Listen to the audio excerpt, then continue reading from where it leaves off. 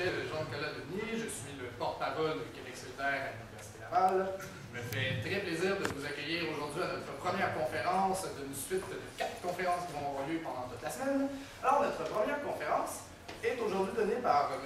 Daniel Breton, qui est le président et porte-parole du groupe Maître chez nous 21e siècle, qui est un groupe écologiste voué à l'indépendance énergétique, etc. Je n'en dirai pas plus, je vais immédiatement laisser la parole à M. Breton. La conférence va porter sur les gaz de schiste.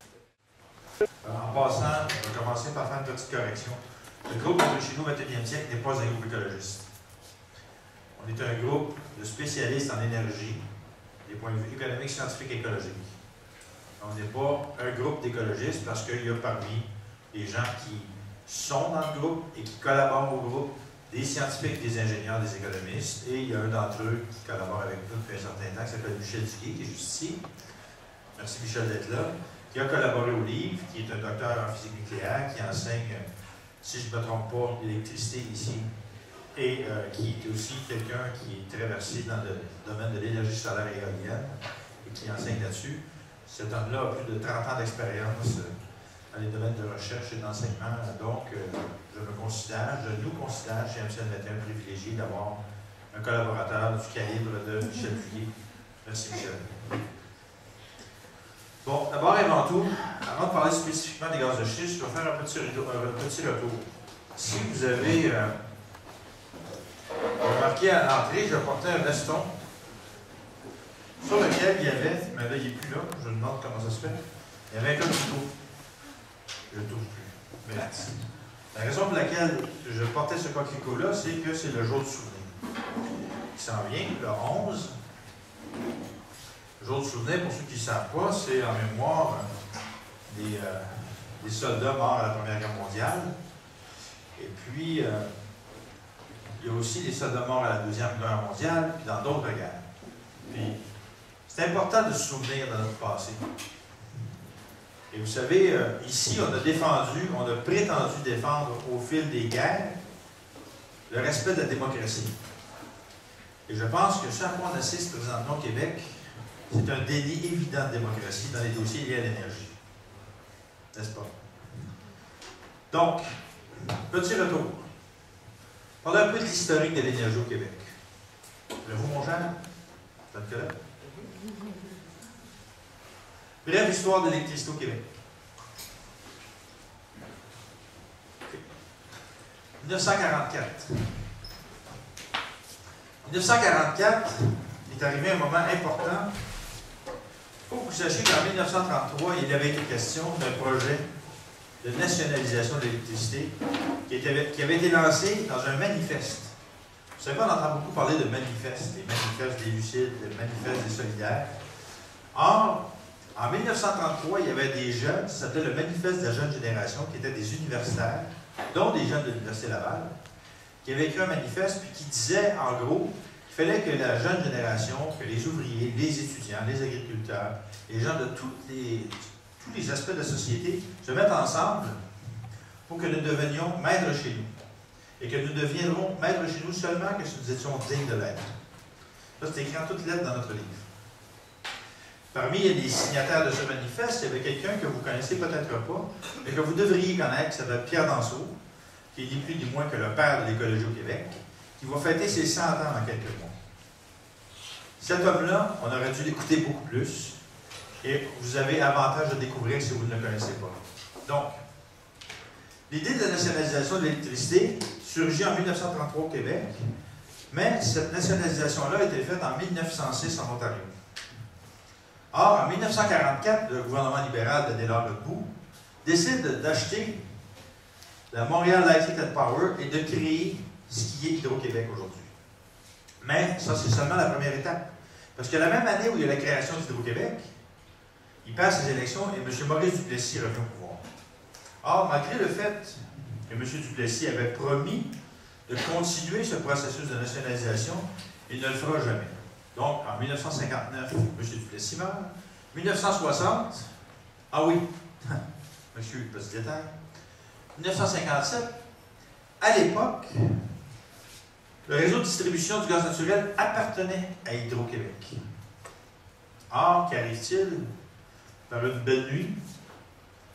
le secteur gazier est vendu à la Corporation du gaz naturel du Québec, qui s'appelle aujourd'hui Gaz-Métro. Et ça s'est fait sans que les citoyens en soient avertis. Et quand ça s'est fait, le jour où ça s'est rendu, c'est devenu une société publique, et donc les gens pouvaient acheter des actions de cette société-là. Il y a beaucoup d'élus du gouvernement de Maurice Duplessis qui vont devenir actionnaires. Et ils vont avoir fait preuve, c'est-à-dire qu'ils vont avoir eu des informations privilégiées qui ont fait en sorte qu'ils pouvaient avoir accès à ça et donc pouvoir faire de l'argent avec ça. En 1958, le scandale du gaz naturel. Dans Le Devoir, suite à une recherche, il y a un journaliste que vous connaissez peut-être, il y a un pont à son nom, Pierre Laporte, au Devoir, qui va faire éclater le scandale du gaz naturel. La prétention, la raison pour laquelle je vous parle de ça, c'est que c'est très important. C'est que là, on va à l'encontre des intérêts collectifs pour favoriser des intérêts particuliers et des intérêts du parti de pouvoir. Je considère que dans le dossier qui nous occupe présentement, le dossier des gaz de schiste, on est face au deuxième scandale du gaz naturel. Et on retourne, dans une certaine mesure, à une époque qui ressemble à du duplessiste. 1960, les libéraux arrivent au pouvoir. Une commission royale d'enquête sur les scandales. Ça vous dit quoi, ça? On n'arrête pas de parler d'enquête sur la construction. On a l'impression de revenir dans le temps. On continue. 62. René Lévesque, un ancien journaliste aussi, alors ministre des Ressources naturelles du gouvernement libéral de Jean Lesage, propose la nationalisation de l'électricité au Québec. Ce qui fait, un peu comme moi je le fais aujourd'hui et d'autres le font, c'est de se promener avec, à l'époque, il n'y avait pas de PowerPoint, il y avait un tableau noir et une craie.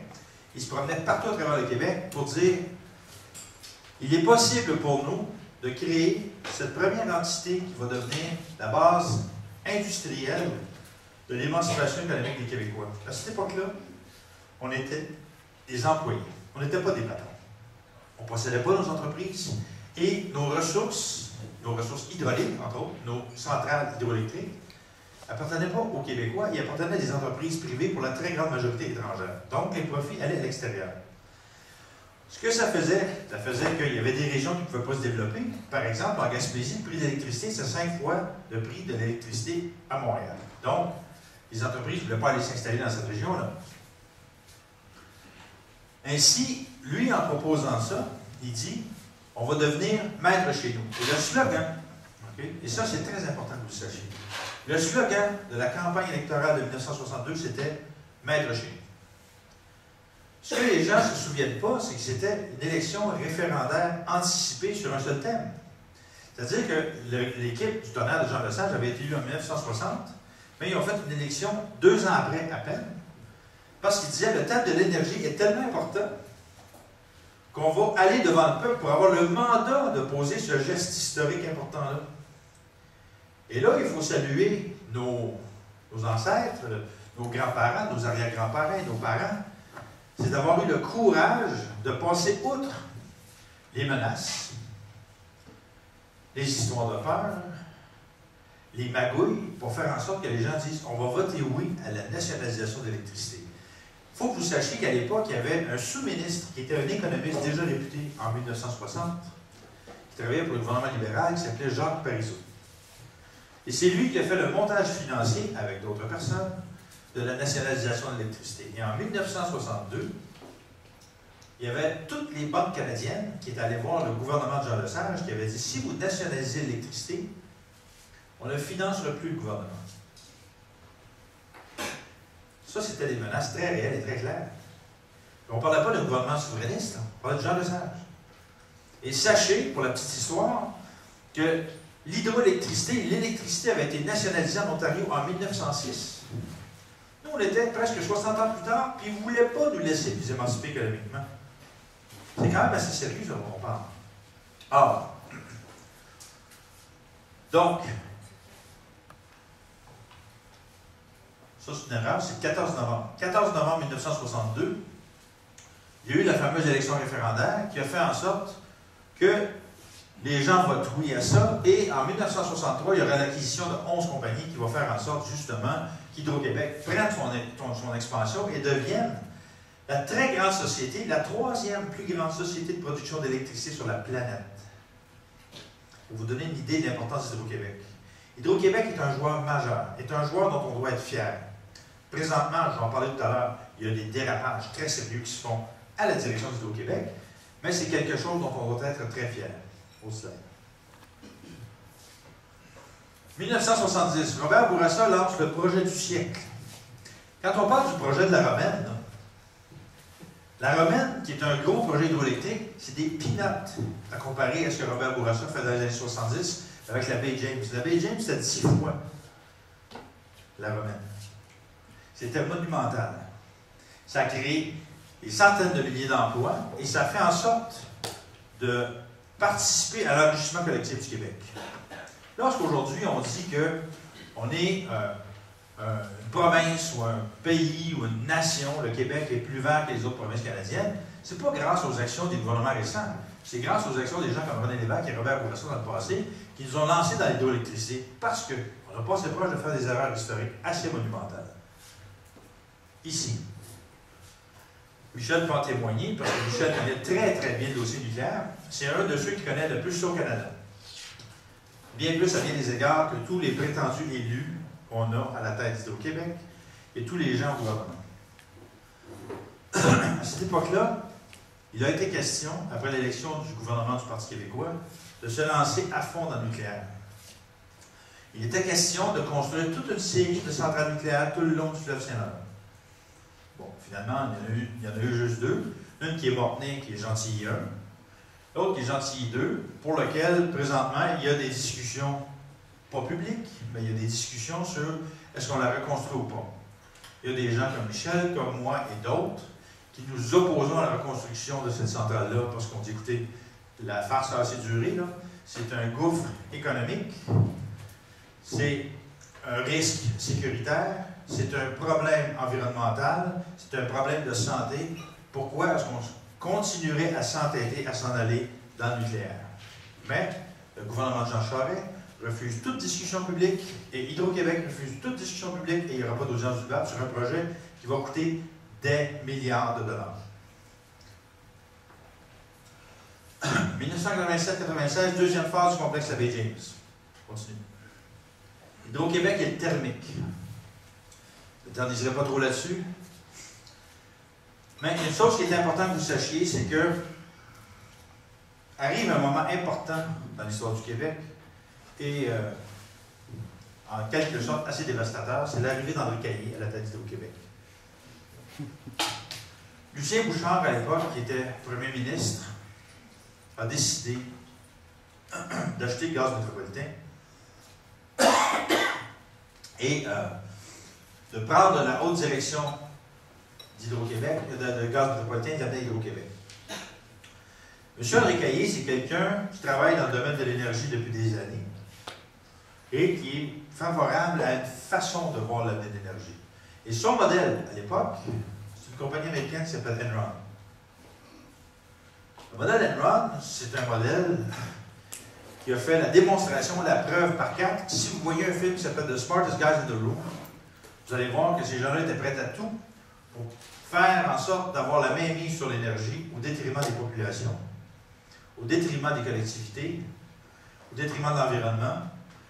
Et quand vous verrez le film, vous allez halluciner de voir qu'eux autres, ils faisaient ce qu'on appelle des rolling blackouts en Californie. Et les rolling blackouts, ce que c'était, c'est que, à cause de la déréglementation qui a été orchestrée par l'ancien président d'Enron, avec la complicité du gouvernement de George Bush, de Dick Cheney et de tous ces gens-là, on était rendu avec le marché spot. C'est-à-dire que le marché de l'énergie changeait d'heure en heure à la bourse.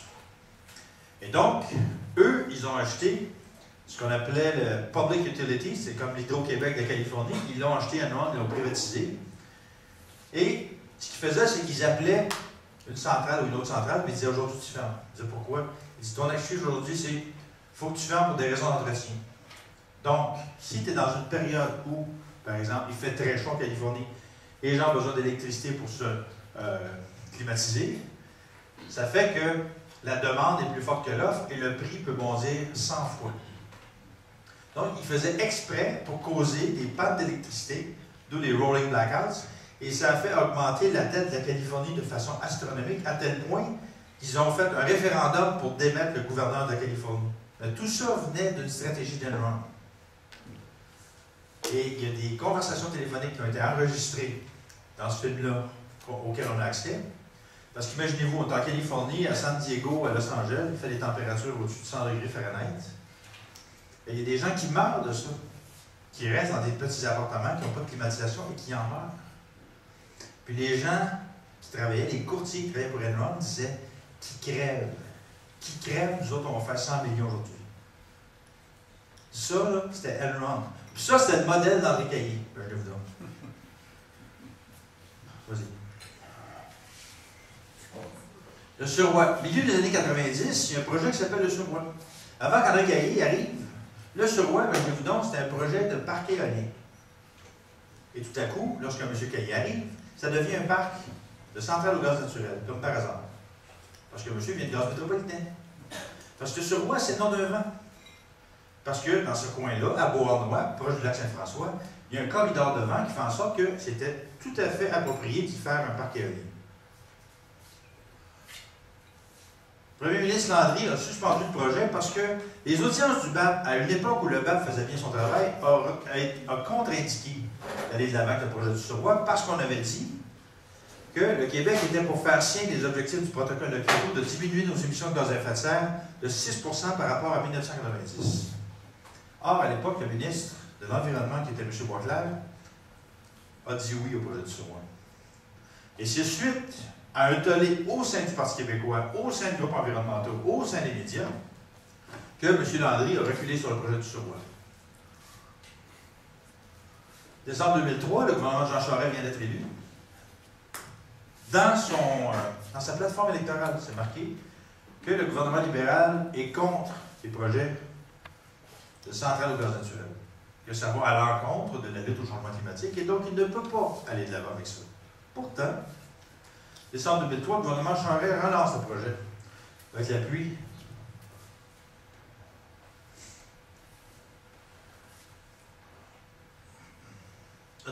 oui, vas-y, c'est beau. Non, mais je pense qu'on n'ira pas dans les détails parce que je n'ai pas assez de temps aujourd'hui. Bon, ça regarde sur André Caillé, PDG d'Hydro-Québec, continue.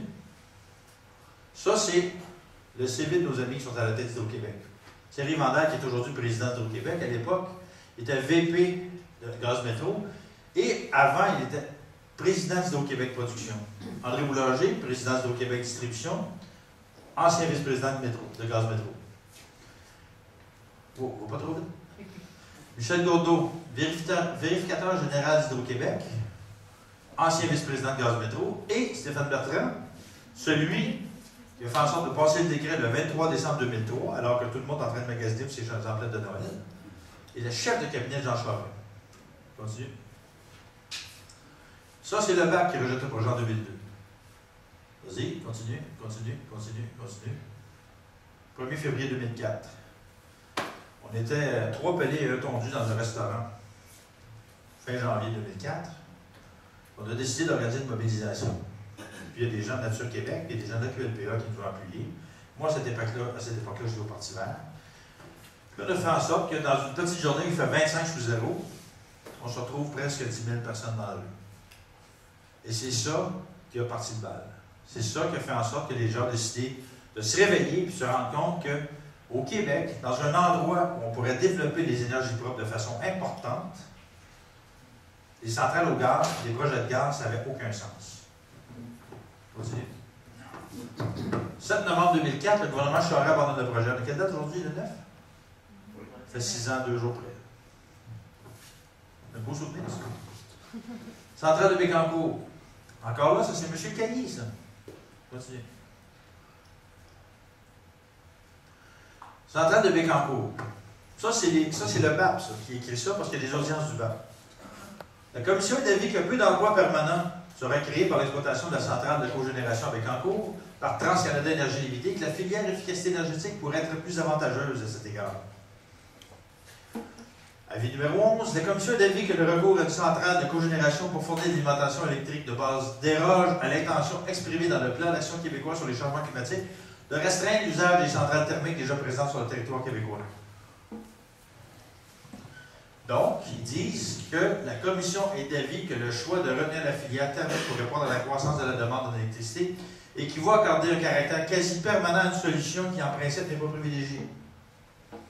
Donc, le BAP sur Bécancour dit c'est pas une bonne idée. Qu'est-ce que le gouvernement fait? Il va de l'avant avec. La construction de cette centrale-là a commencé en août 2006, en août 2004, c'est-à-dire. Moi, je me souviens, je me promenais dans la région de Bécancour, et puis les gens ne se mobilisaient pas. Puis ils disaient, ça va être bon pour les emplois, ça va être bon pour la région de Bécancour. Et ça, là, c'est une très grosse partie du problème. D'abord, parce qu'il y a là un maire qui, malheureusement, porte le même nom que la vedette de hockey, Maurice Richard, qui est un ancien député libéral, et qui, lui, dit oui à tout et n'importe quoi. Tu sais, c'est le Gentilly 2, pas de problème, TAC, pas de problème, Bécancour, pas de problème, le gaz de schiste, pas de problème. Lui, dans le fond, tout ce qu'il veut, c'est avoir des redevances, avoir des revenus, puis aider les amis libéraux. À cette époque-là, Robert Tessier, à cette époque-là, est président de Gaz métropolitain. Lui, il dit le gaz est un passage obligé, estime Robert Tessier, qui croit que les impacts sur l'économie du Québec seront très douloureux si le projet de Bécancour ne se réalise pas. Le projet de Bécancour s'est réalisé. Donc, construction août 2004, ça débute. Ça finit septembre 2006. Le prix que TransCanada Énergie, une compagnie albertaine, disait vouloir nous vendre l'électricité était de 6,5 cents du kWh à cette époque-là. Quand la centrale ouvre en août 2006, le prix a monté de 75 %. Pas 10 %. 75 %. Il était 10,5 cents du kWh. À tel point que, là, je vais revenir sur le surroi. Henri Caillé disait, début 2004, si on ne construit pas le surroi, là, on va manquer d'électricité. Puis il a demandé au monde à l'hiver 2004 de baisser leur thermostat pendant quelques jours parce qu'on était pour manquer d'électricité et on risquait d'avoir des grosses pannes. Je ne sais pas si vous vous souvenez de ça. Hein? Mais, bref, on a fait la démonstration que en baissant le thermostat, on avait sauvé plus que la production de la centrale du surroi, ce qui leur avait pété dans la face, dans le fond, comme campagne de relations publiques. Mais en plus de ça, c'est qu'ils disaient qu'on manquait d'électricité. Or, quand ils ont décidé de ne pas aller de l'avant avec le projet de la centrale du surroi, la raison était la suivante. M. Caillé avait dit que le niveau des bassins hydroélectriques était trop bas, donc on ne pouvait assurer un flot d'énergie, un flot d'électricité régulier. En novembre 2004, quand M. Sam Hamad, qui était ministre de l'Énergie à l'époque, ministre des Ressources naturelles, a dit on ne va plus de l'avant avec le surroi, c'est parce qu'il a mouillé cet été pendant 2 mois. Là, tu dis, attendez un peu là.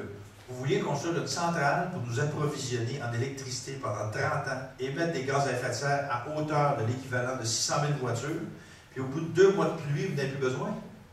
C'est ça votre stratégie énergétique? Il y a un animateur d'une radio de Québec qui m'a dit, coudonc, ils font-tu leur stratégie énergétique à propos de Matteo Média? C'est vraiment pas sérieux. Mais pour vous illustrer à quel point c'est encore moins sérieux, continue. Non, reviens.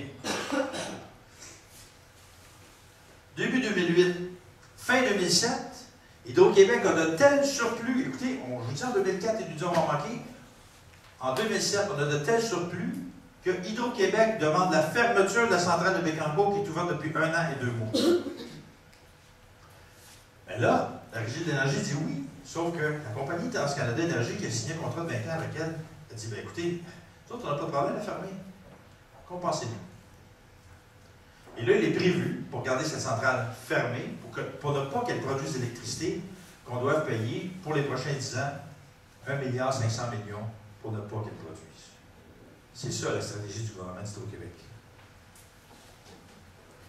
Continue.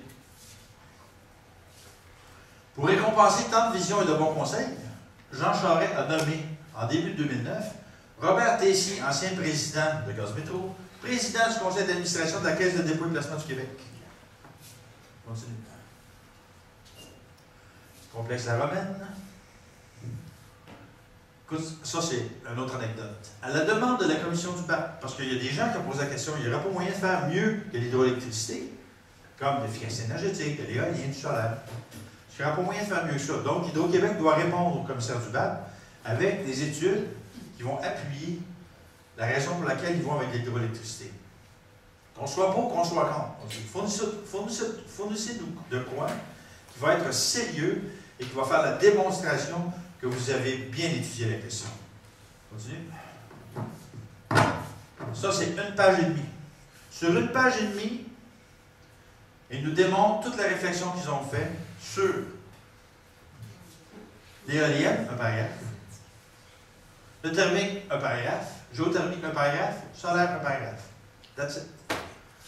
Sans se demander si la secrétaire est obligée de faire ça pour leur envoyer ça rapidement. Ça démontre le manque de sérieux de la direction d'Hydro-Québec et du gouvernement. Continue. Continue. Continue. Continue.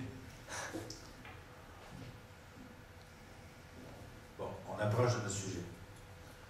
L'électricité constitue 40% de l'énergie qui est consommée au Québec. Le pétrole, 38%, gaz naturel, 13%, la biomasse, 9%.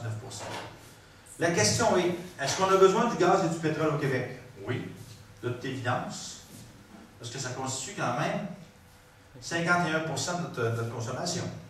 Continue. Continue. Oui, non, viens. OK. Le nucléaire constitue une petite tranche qui est 2,3% de notre consommation d'électricité.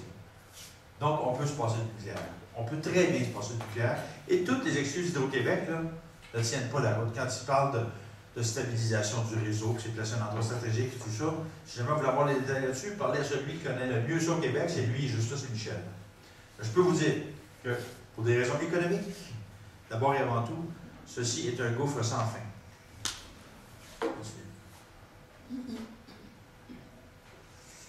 La consommation d'électricité au Québec. 52% va être consommé par l'industrie. Entre autres, je pense que vous vous en doutez, les alumineries.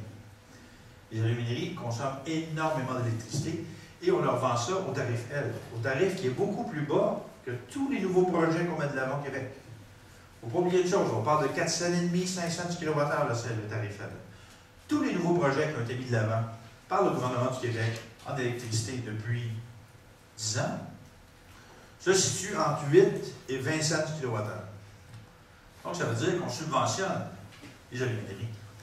Ça, c'est un choix de société. Si on veut le faire, on le fait, mais il faut qu'on le sache. Là où le bas blesse, c'est quand un projet comme la Romaine, sur lequel on est passé rapidement, un projet comme la Romaine, c'est un projet de 8,5 milliards de dollars avec les coûts de la ligne de transport et qui va nous coûter 11,5 cents du kWh.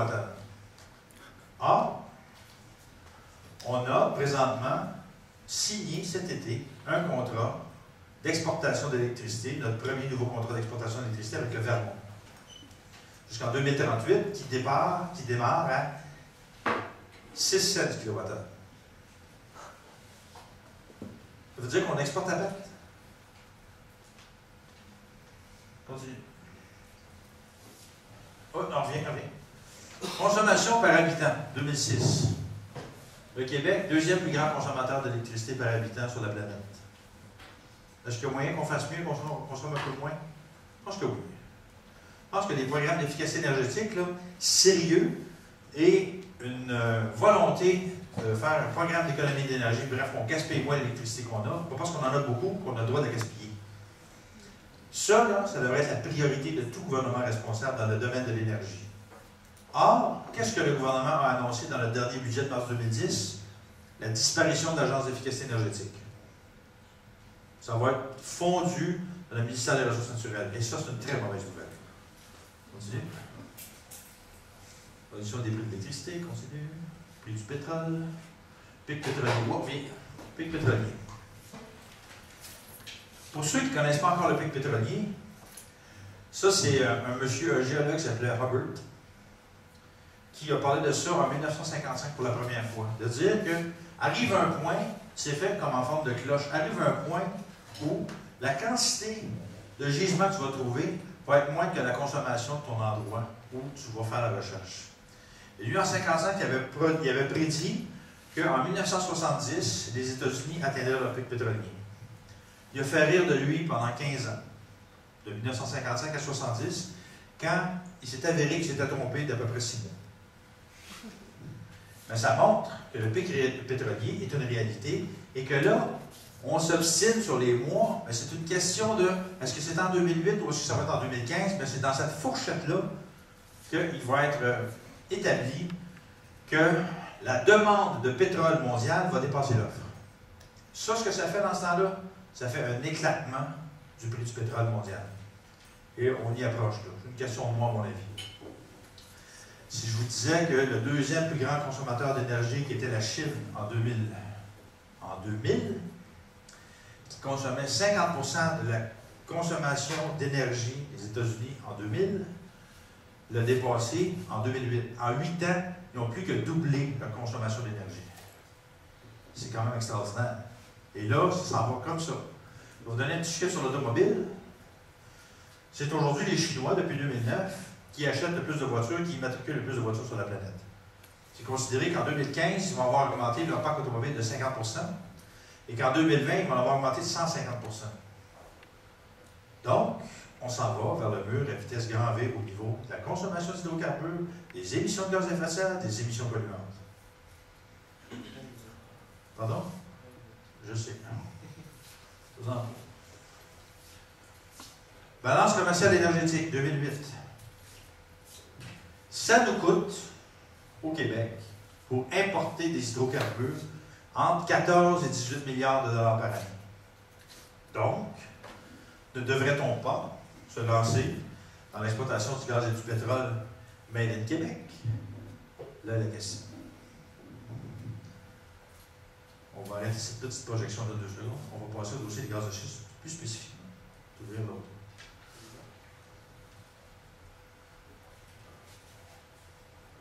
Oui. Bon. Dernièrement, gaz de schiste. Écoutez, il y a beaucoup d'enjeux qui sont ressortis dernièrement par rapport à l'exploitation et à l'exploration des gaz de schiste. J'ai décidé d'en parler avec le plus de simplicité possible parce que c'est un dossier qui est complexe, mais vous allez voir que ce n'est pas si complexe que ça quand on se démêle.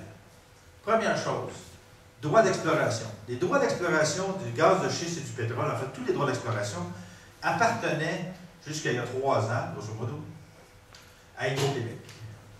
Donc, Hydro-Québec avait investi des centaines de millions de dollars pour faire de la recherche, de la prospection, pour voir quels étaient les bons gisements. Et là, ils ont démantelé Hydro-Québec Gaz et Pétrole, et ces droits-là ont été cédés à des entreprises privées, dont plusieurs sont étrangères, dont certaines sont québécoises, pour des peanuts. Il y a un article de Charles Côté qui est sorti dans la presse il y a à peu près 1 mois et demi, où Denis Lhomme, qui est un ancien sous-ministre à l'Énergie, qui est aussi un économiste, un astrophysicien, un ingénieur, bref, quelqu'un qui sait un peu de quoi il parle, il disait que, je vais le citer, on est des triples cons. C'est ça qu'il disait dans le journal. Puis Denis Lhomme, pour ceux qui le connaissent, comme toi, Michel, pas quelqu'un qui a tendance à faire de l'hyperbole dans le langage. La réalité, c'est que en Colombie-Britannique, ils ont reçu pour les années 2008 et 2009, en droit d'exploration, c'est-à-dire pour ce qui est sous-sol, hydrocarbures, gaz de schiste, pétrole, etc., 3,5 milliards de dollars. Le Québec a reçu pendant la même période 3,6 millions de dollars. Ça veut dire qu'ils ont reçu 1000 fois plus d'argent que nous autres pour les droits d'exploration. Les redevances maintenant. Les redevances, nous on travaille avec un système minier, c'est-à-dire que c'est la réglementation sur le sous-sol québécois qui s'appelle le free mining, que je qualifie de FFA ou le free for all. Ce que ça veut dire, c'est que c'est premier arrivé, premier servi, et pour vous illustrer à quel point c'est le cas, il y a des gens de la région de Sept-Îles qui ont fait un coup que j'ai trouvé vraiment brillant. C'est que tu vas sur un site web de l'Assemblée nationale, dans un MRNF, c'est-à-dire, puis tu vois un territoire souterrain, puis tu dis, je vais faire un claim, c'est-à-dire que moi, je vais réclamer les droits de ce sous-sol-là. Ça coûte 52 $, je pense, pour remplir ce processus-là. Ils ont claimé le sous-sol de l'Assemblée nationale et des plans de valeur. C'est promis. C'est ça le système de free mining. Ça veut dire premier arrivé, premier servi. Donc, comme il y a beaucoup de compagnies privées, dont plusieurs des gens travaillaient au sein d'Hydro-Québec Gaz et Pétrole, quand ils ont démantelé ça, qu'est-ce qu'ils ont fait? Ils n'ont pas averti personne, puis ils ont décidé d'aller chercher des claims sur tout ce qui était valable. Ça ressemble au scandale du gaz naturel de 1958? C'est la même affaire. Pour vous donner une idée, le claim du sous-sol des îles de Madeleine.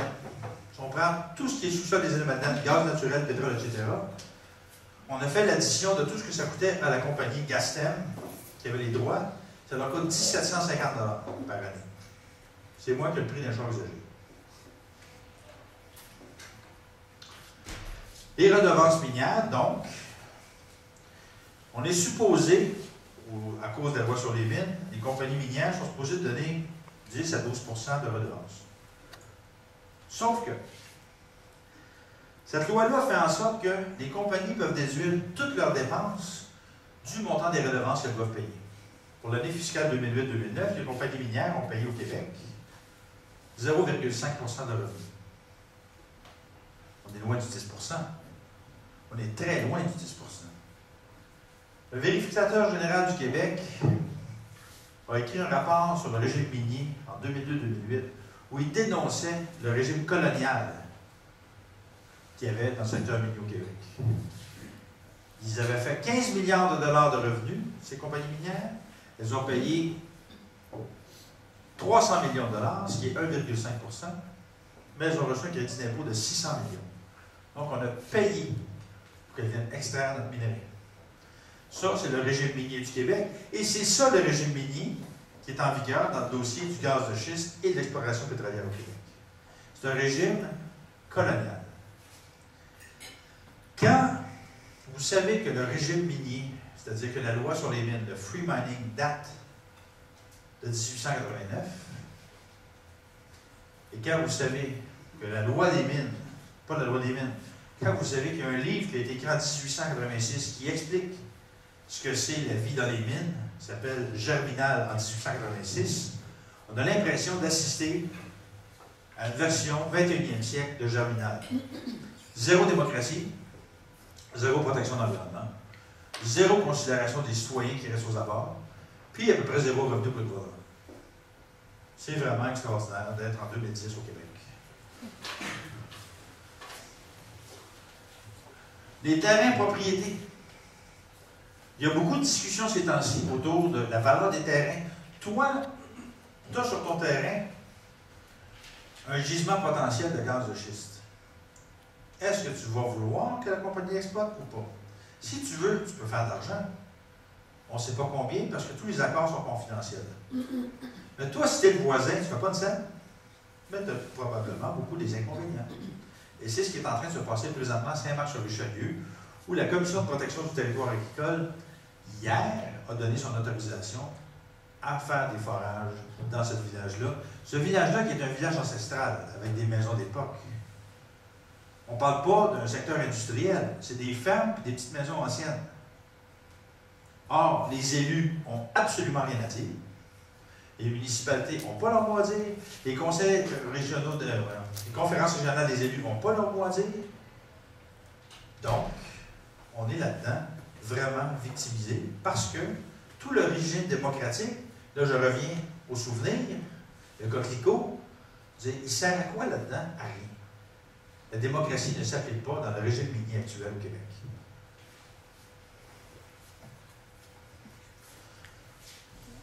Écologique. Je vais monter un petit peu.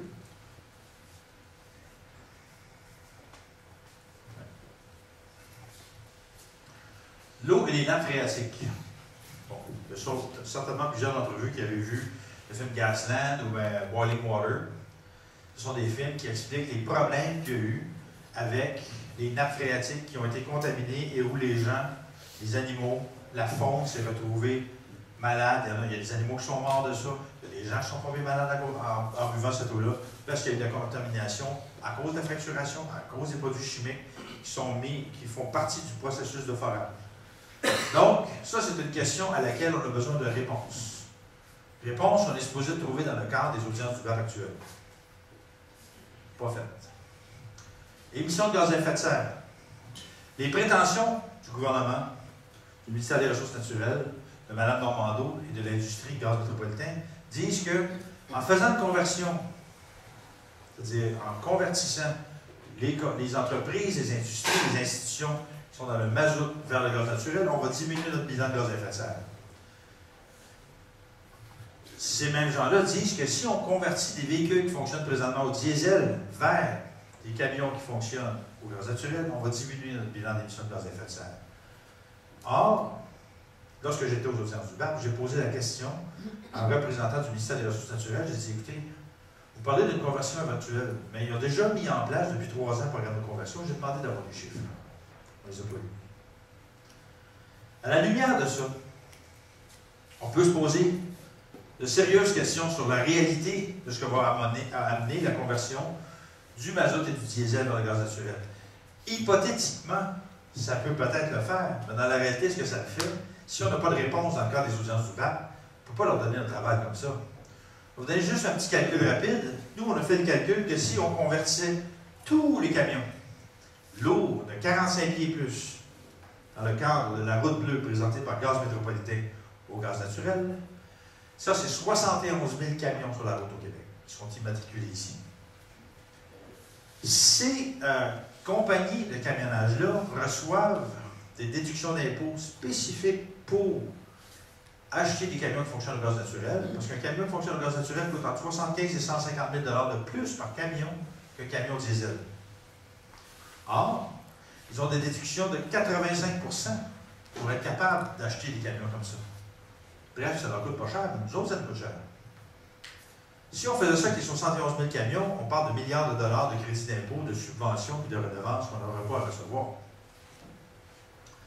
Mais le bout du bout, c'est que si vous faites un calcul que 21 % des émissions du camionnage, c'est-à-dire 21 % des émissions du transport, qui représente 40 % des émissions totales du Québec, donc c'est 21 % de 45 %, et qui représente 25 % des émissions du... 21 % des émissions, on les diminue de 25 % qui représente 40 %. Donc 21 fois 25, 0,21 fois 0,25 fois 0,40, ça fait 2 %. C'est-à-dire qu'on diminuerait nos émissions de gaz à effet de serre de 2 %, mais là, je vais vous parler des pertes. Parce que dans un camion, il y a une espèce de valve, parce que c'est du gaz naturel liquéfié, qui fait en sorte qu'on doit laisser en perdre une partie. Et on n'a pas parlé du processus de liquéfaction. Ça veut dire que pour des milliards de dollars de subventions pour avoir des camions au gaz naturel sur la route, on va diminuer nos émissions de gaz à effet de serre totales de 1,5 %. Ce qui est absolument économiquement et au niveau des émissions de gaz à effet de serre ridicule. On a augmenté nos émissions de gaz à effet de serre en transport routier de 37 % depuis 1990. Fait que c'est pas la panacée. Émissions polluantes, évidemment. Le gaz naturel, oui, ça pollue moins que du pétrole, du mazout ou du charbon, mais ça pollue pareil. C'est un émetteur de gaz à effet de serre, c'est un émetteur d'émissions polluantes, c'est un combustible fossile. Mais, si on se dit que ça émet moins d'émissions polluantes, on se dit peut-être, par exemple, qu'on pourrait passer par-dessus ça et aller directement au biogaz. Le biogaz, c'est du gaz naturel qui est fabriqué à partir de la combustion de nos résidus, les boues, par exemple, de centres de filtration des eaux, ou encore de nos déchets organiques. Et présentement, il y a à travers le monde des autobus qui se promènent. Michel, je te vois tout à l'heure. Oui. Il y a des autobus qui se promènent en France, en Allemagne, en Suisse, en Autriche, en Suède, en Chine, qui fonctionnent avec de l'énergie fabriquée à partir de nos déchets. Ce qui est extraordinaire de ça, c'est que si on ne le brûle pas, ça va émettre du méthane. Donc, le méthane est 22 fois plus puissant pour réchauffer la planète que si on le brûle sous forme de biogaz. Donc, c'est une bonne chose de fabriquer du carburant à partir de nos déchets pour faire du biogaz. Mais là, si on s'en va dans le gaz naturel, on coupe peut-être le coût au marché du biogaz. Or, il y a une loi qui a été mise en place qui fait en sorte que les municipalités, toutes les municipalités du Québec d'ici 2020, doivent cesser d'enfouir leurs déchets organiques. Ils ont mis de côté 650 millions de dollars pour mettre en place des projets de centrales de biométhanisation. Donc, est-ce qu'on ne risque pas de nuire au projet de biométhanisation si on s'en va vers le gaz naturel à partir des gaz de schiste? La réponse est oui. La réponse est oui pour ça, mais c'est aussi oui pour tous les projets de développement des énergies vertes. Présentement, en Amérique du Nord, on se retrouve avec un marché où il y a une surabondance de gaz naturel. Ce qui fait que le prix du gaz naturel n'a jamais été si bas depuis presque 10 ans. Ce qui fait que tous les nouveaux projets qu'on amène sur le développement des énergies vertes, on leur coupe le coût. Juste pour que vous sachiez, quand je vous parlais du contrat avec le Vermont à 6 cents du kWh, alors que tous nos nouveaux projets hydroélectriques et éoliens sont entre 10 et 20 cents du kWh, le gouvernement du Québec et Hydro-Québec ont annoncé que d'ici 2035, on était pour investir 50 milliards de dollars dans des nouveaux projets hydroélectriques et des projets éoliens. Si on investit 50 milliards avec des projets, parce que rendu à 2035, les projets vont être rendus à 15 et 20 cents du kWh. Si on investit dans des projets qui nous coûtent 15-20 cents du kWh et qu'on a une surabondance de gaz à cause de l'exploitation des gaz de schiste partout en Amérique du Nord, qu'est-ce que ça veut dire? Ça veut dire que les Américains, plutôt que de prendre notre électricité, ils vont se construire des centrales au gaz qui vont leur coûter 6, 8, 10, 12, 14 cents du kWh. Et nous, on va avoir investi 50 milliards de dollars dans notre énergie pour l'exporter parce qu'on devient plus propre. On ne sera pas capable de la vendre à profit. Et ça, c'est une question que j'ai posée aux gens du gouvernement du Québec, au commissaire du BAP. Et savez-vous quelle a été la réponse de l'économiste du gouvernement du Québec lorsque je lui ai posé cette question-là? Je ne comprends pas la question. Si un économiste du gouvernement qui travaille dans le domaine de l'énergie ne comprend pas ces enjeux-là, on est dans la merde jusqu'aux oreilles. Parce que ça, c'est des enjeux fondamentaux de l'avenir de l'énergie au Québec. Donc, résumons-nous.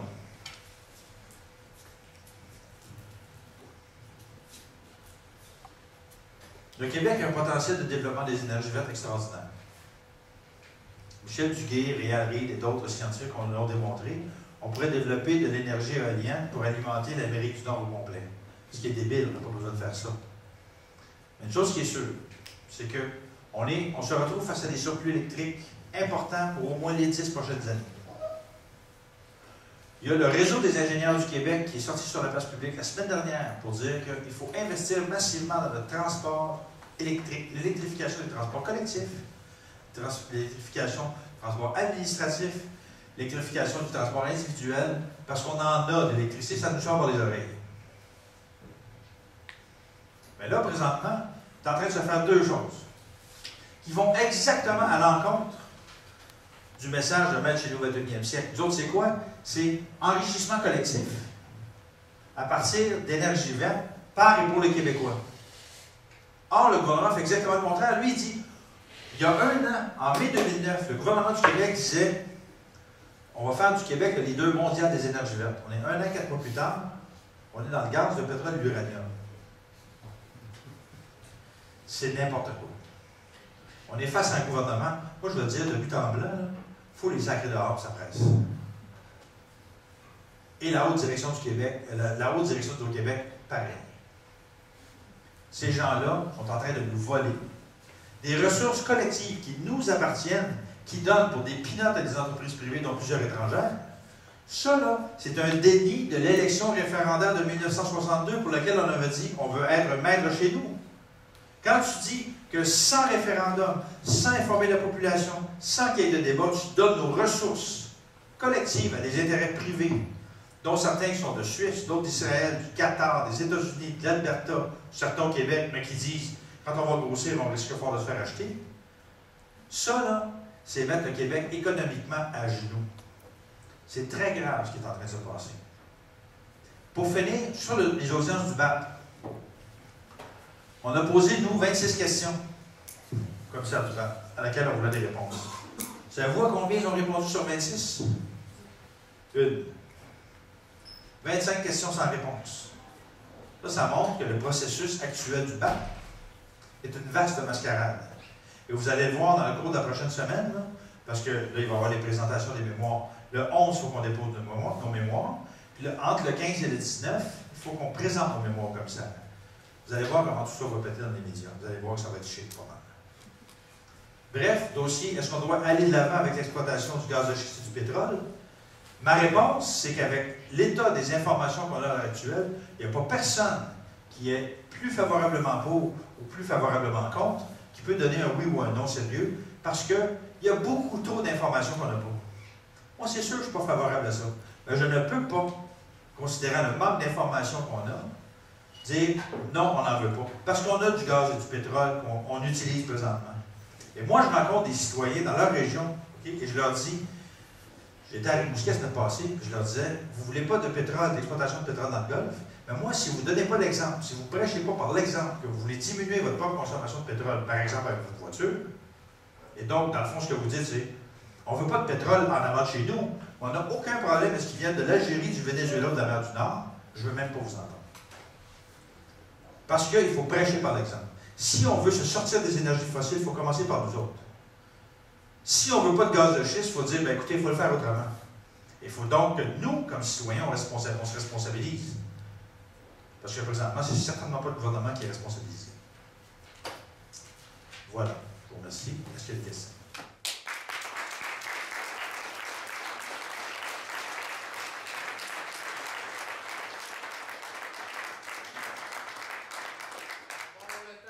Deux questions max. N'importe qui. Oui? C'est possible qu'André Caillé ait marié l'ancienne femme de James Charles? Oh, ça, j'en ai plus. Il y a des liens avec... Oui, mais... Ouais, honnêtement, je n'ai pas cette réponse-là. Puis, pour tout vous dire, je ne suis pas intéressé à cette réponse-là.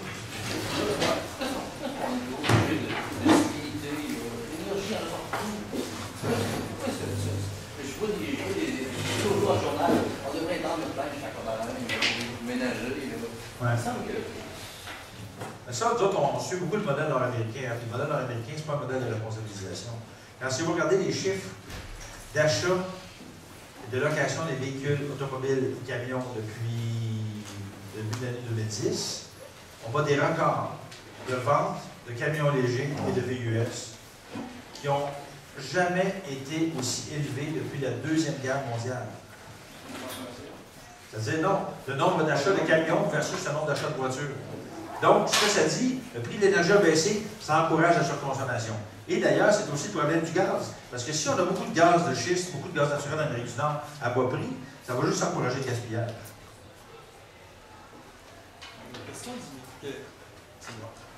Question de diminuer, tout à l'heure, vous donniez l'importance de la consommation de carburant fossile pour le véhicule lourd. Oui. J'ai moi-même déjà été conducteur de véhicule lourd, Ouais. je connais un peu le domaine. Mais le simple fait d'avoir un ajustement plus précis des moteurs et modifier la conduite des camionneurs, ça changerait énormément la consommation d'essence. Absolument. Puis en plus de ça, il y a une compagnie qui fait des camions diesel électriques, hybrides, à Sainte-Thérèse, qui s'appelle Packard, et qui emploie des gens en partiel parce qu'il n'y a pas d'incitatif à l'achat de ces véhicules-là au Québec. Or, on a subventionné à coût de dizaines de millions la réouverture de Packard, nous autres. Oui. Oui. Je veux savoir quel est l'incitatif au niveau provincial pour la captation et la valorisation des biogaz à travers les centres dépotoirs. S'il y a une certaine valorisation. Il y en a une, mais je n'ai pas les chiffres précis, je pourrais te revenir avec ça. Une dernière. Je veux juste dire qu'il y avait une pétition présentement à l'Assemblée nationale. Ah oui, ben oui. Ça serait intéressant de la signer. Oui. Même si ça change. Et inciter des gens à la signer. Allez sur le site de la QNPA, vous avez le lien direct sur la pétition de l'Assemblée nationale. Tu as fait raison, je te remercie. Oui. Monsieur? On est tous un peu consternés de voir vos conclusions. Quelle serait la première chose à faire pour être conséquent avec ça? Première chose à faire, bon, pétition. Ensuite de ça, de faire passer le message dans vos réseaux. Et puis, je vous dirais aussi, comme je vous disais tout à l'heure, prêcher par l'exemple. Prêcher par l'exemple. Parce que moi, s'il y a des citoyens qui me disent, viens nous parler d'énergie verte, viens nous parler de notre indépendance aux énergies fossiles, ben, dis que je vois tout le monde avec mon camion. Je comprends qu'il y en a qui ont besoin de travailler, là. Mais là, je veux dire, quand tu dis que 60% des ventes présentement, c'est des VUS et des camions légers au Québec, il faut croire qu'on a une génération de camionneurs, parce que quand tu Je regarde la quantité de camions que sur la route, c'est hallucinant. Dernière question rapide. Est-ce qu'on Lise, peut, oui. est-ce qu'on peut acheter une carte de membre de l'NCL maintenant? Non. On ne peut pas acheter de carte de membre. On ne veut pas de membre. Non. La réalité, c'est que nous, là, on se forme en groupe qui veut faire en sorte de développer des projets concrets. Et donc, vous allez pouvoir devenir actionnaire de MCL 21. Parce qu'on veut faire une démonstration qu'économiquement, c'est viable, le développement des énergies vertes. Et ça, vous irez sur notre site. On pourra vous envoyer le message quand on va faire notre lancement officiel de l'actionnariat de Maître chez nous 21e siècle, qu'on devienne Maître chez nous tous ensemble.